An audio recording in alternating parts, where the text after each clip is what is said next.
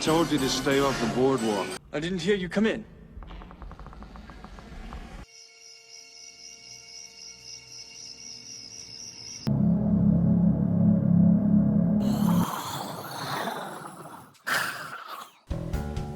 W tamtym roku, 2019, Hollywood Vampires wydało swoją drugą płytę.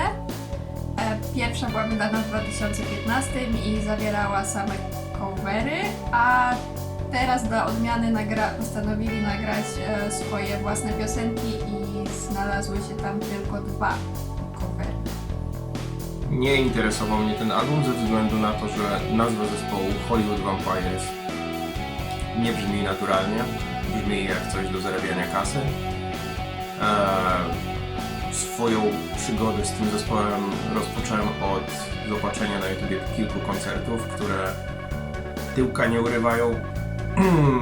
Numery, które grają nie brzmią jakby muzycy dołożyli coś od siebie, raczej są zagrane standardowo i naprawdę brzmiało to jak projekt, który jest zrobiony bez inwencji osób, które mogłyby coś dołożyć od siebie, a niekoniecznie dołożyły. Chociaż z drugiej strony ciężko też powiedzieć, czy to jest zrobione dla kasy ze względu na to, że wszystkie osoby, które są zaangażowane w ten zespół, nie potrzebują pieniędzy. Ja myślę, że oni to zrobili głównie dla zabawy, ale to dość ciekawa mieszanka moim zdaniem i wszystkie osoby zaangażowane w to pasują do siebie stylistycznie. Głównym motywem pierwszej płyty i w ogóle stworzenia tego projektu było oddanie hołdu wszystkim muzykom rockowym, szeroko pojętym z lat 70., 80., którzy nie dotrwali do naszych czasów ze względu na nieradzenie sobie z narkotykami, alkoholem i innymi używkami. Dla tych, którzy nie słyszeli wcześniej o Hollywood Vampires, warto dodać, że grupa składa się z 3 dość sławnych osób. Alice Cooper, Joe Perry z Aerosmith,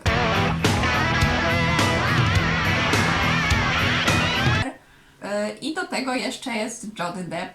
Please, Mr. Jailer, let it honest man go free.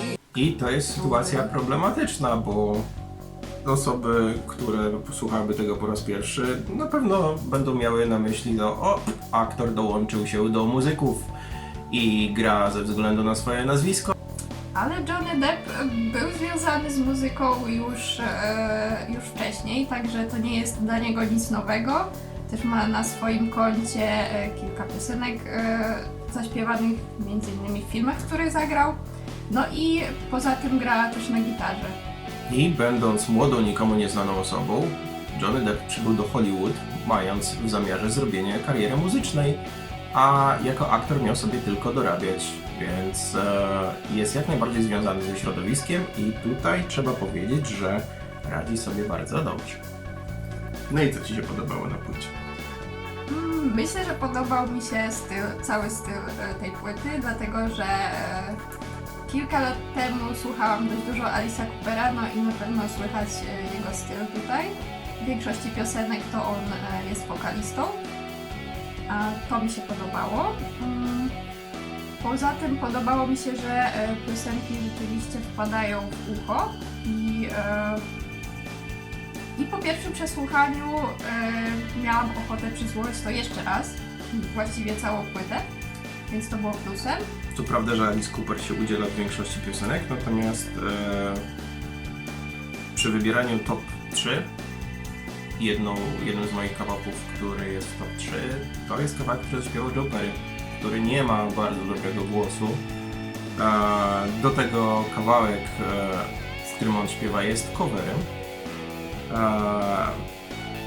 I tutaj ciekawa rzecz.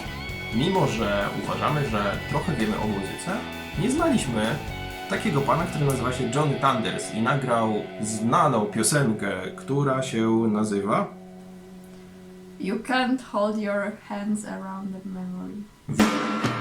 It's the club all alone. Ooh, baby, you're not at home. And when I'm home, big deal, I'm still alone. piosenka właściwie mogłaby być hitem pamiętanym przez lata. W życiu nie słyszałem o tej piosence, więc edukacyjny aspekt Hollywood Vampires i słuchania ich nowego albumu. Co sądzisz o tej piosence w oryginale? Myślę, że oryginał jest bardziej energetyczny niż wersja, która jest na tej płycie. Zrobiliśmy sobie mały research odnośnie tego kawałka, zastanawiając się, jak mógł nam umknąć, jeżeli znane osoby, znani muzycy go coverują, i znaleźliśmy wersję oryginalną, gdzie wokal nie powala, jest dużo fałszu, no ale to chyba miał być taki rok tego kawałka. My się jeszcze doedukujemy z Johnnego Thundersa, zdecydowanie.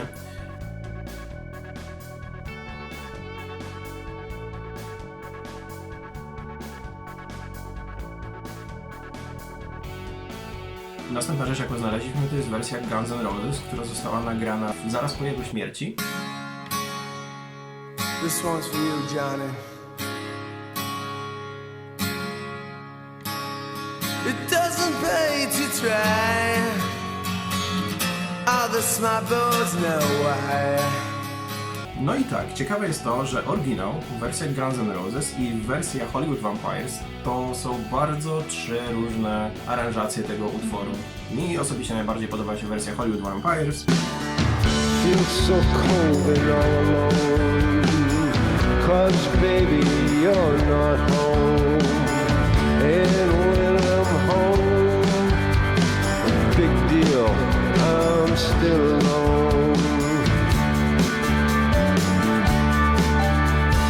Chyba najbardziej właśnie ten wokal mi się podoba w wersji Hollywood Vampires.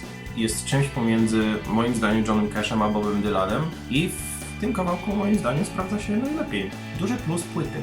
Tak, a jeśli chodzi o drugi cover, który właściwie promował tą płytę, czyli Heroes, no to moim zdaniem mogli się tutaj bardziej postarać, bo utwór ten śpiewany przez Johnnego Deppa brzmi praktycznie tak samo jak oryginał. I dla mnie, jeśli ktoś coveruje piosenkę, powinien przynajmniej trochę ją zmienić, zaśpiewać i zagrać ją w innym stylu, a tutaj nie mamy nic zaskakującego.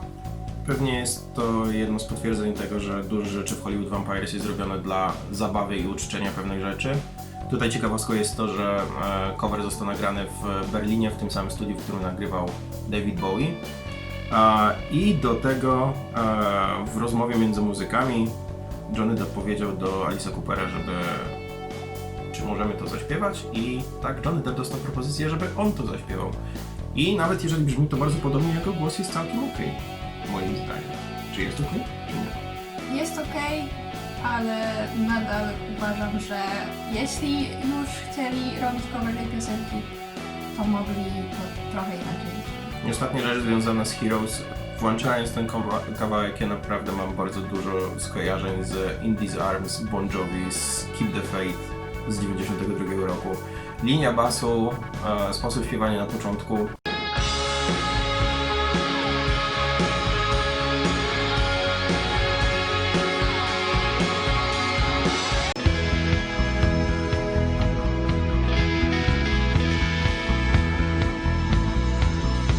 Po paru sekundach słyszę ten kawałek, jak słucham Heroes. Cóż zrobić?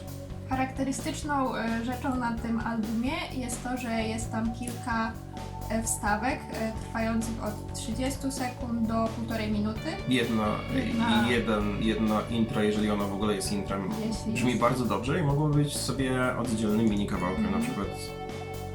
I to jest chyba najdłuższe, właśnie to trwa 1,5 minuty i ja miałam nadzieję, że się rozkręci i no mogliby kontynuować i zrobić z tego oddzielny utwór. Naprawdę to było super.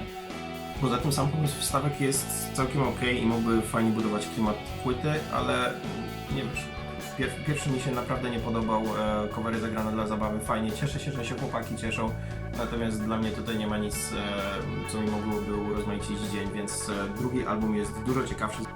Słyszałem inspiracje Deep Purple, Led Zeppelin, Bruce'em Springsteenem, Johnem Cashem, Bobem Dylanem, Pink Floyd. Myślę, że najciekawiej to brzmiało w piosence Mr. Spider, gdzie rzeczywiście myślałam, że słucham piosenki Pink Floyd, a nie Hollywood Vampires. Don't keep me here with these eyes all alone. I've been stuck in this world on my own. Avoid the sleep, stare into blackness. I'm coming home.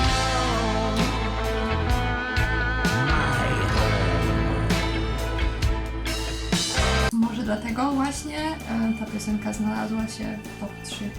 Strasznie się prosiło, żeby David Gilmour zaczął tam grać solo. Niestety nie zagrał, ale i tak moim zdaniem jest to najlepszy utwór na płycie. Jak na wielu płytach brakuje takiego utworu, który miałby walnięcie w ryja, tak Mr. Spider robi tutaj robotę. Bardzo mi się podobało zakończenie tej płyty, piosenka Congratulations. Można dyskutować nad głosem Johnnego Deppa jako wokalista, natomiast Congratulations jest bardziej w stronę deklamowania tekstu i głos Johnnego Deppa jest tam nieziemski. Bardzo mi się podoba, można sobie porównać, bo on mówi dopiero w drugiej części tego utworu. Tak, to robi robotę. Mamy jeden kawałek, który klimatycznie naprawdę się odrywa od reszty. Brzmi trochę jak piosenka kibiców drużyny piłkarskiej, albo jakaś... Albo bardzo udany weekend w Irish Pubie. Tak.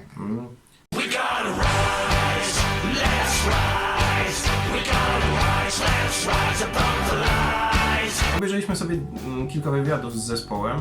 Oni twierdzą, że ten kawałek jest na płycie, bo jak się gra koncert, to fajnie jak są numery, gdzie ludzie sobie poskaczą i razem będą śpiewać. Taki kawałek do wspólnego picia piwa i dlatego jest on na płycie.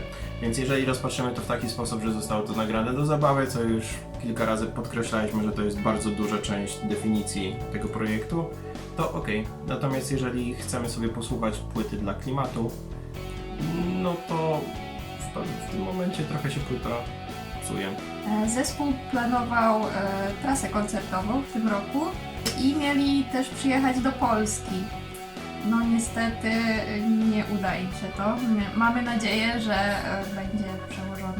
Plus tej sytuacji jest taki, że billboardy, które były w Polsce w dużych miastach, w żaden sposób nie zachęcają mnie, bo miałem w głowie pierwszy album, przez który w ogóle mnie nie korciło, żeby posłuchać drugiej płyty. A jak sobie porozmawialiśmy po słuchaniu, to chyba stwierdziliśmy, żebyśmy sobie na taki koncert pojechali. Chociaż nie wiadomo, czy by nam się udało, bo podobno bilety były wyprzedane.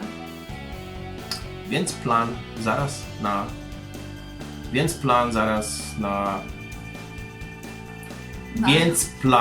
zaraz na po koronawirusie, jeżeli trasy koncertowe zostaną wznowione, być może niedługo będzie recenzja koncertu Hollywood Vampires.